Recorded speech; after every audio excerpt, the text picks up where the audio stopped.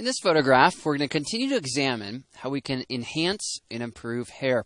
In particular, I want to focus in on this little gap right here. And whenever we have a large area that we want to retouch, a lot of times we think about using the patch tool. And that's exactly the tool that we'll be using here. Yep, when we're using this tool, we most often want to copy our background layer. So let's do that by clicking and dragging that to the new layer icon, and then by naming this new layer Patch.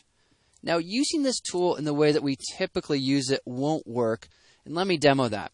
Typically what we do is we go ahead and we select the Patch tool here. It's located underneath the healing brushes. We choose Source, and then we make a selection by clicking and dragging around the area that we want to improve or retouch. In this case, we have this nice selection. All we would do would be click and drag over to another area, let go. Well, in this case, it doesn't work. If I make my way to select and deselect, you can see that it didn't really blend into the background at all. And there are these weird little highlights and shadows that it created. It looks pretty amateur, and that's definitely not going to work. Well, let's undo that. We can do that on a Mac by pressing Command-Option and then tapping the Z key multiple times. On Windows, press Control-Alt and then tap Z multiple times as well. What we need to do is to make a softer edge selection of this area. Here's how I typically like to do that. I press the B key to grab my brush tool.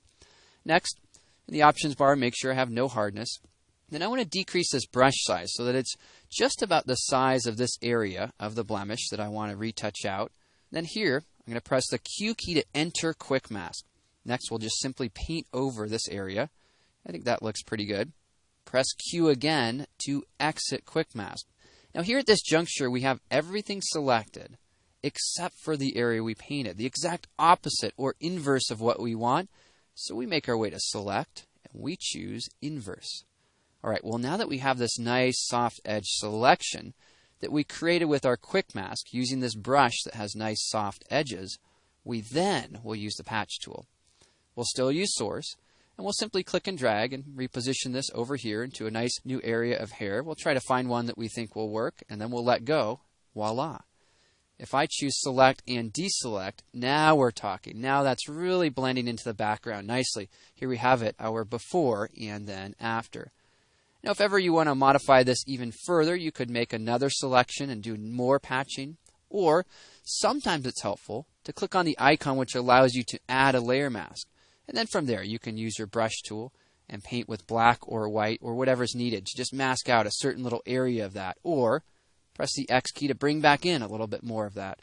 So again, whatever you need to do to make those final adjustments, you can go into that image and just modify that a little bit further, completely removing that patch or pressing the X key and painting it in just to the exact area where you want it, where it looks its best. Well, whatever the case, you can see that by using this patch tool with nice soft edges gives us some pretty good results. Here we have them, our before and then our after.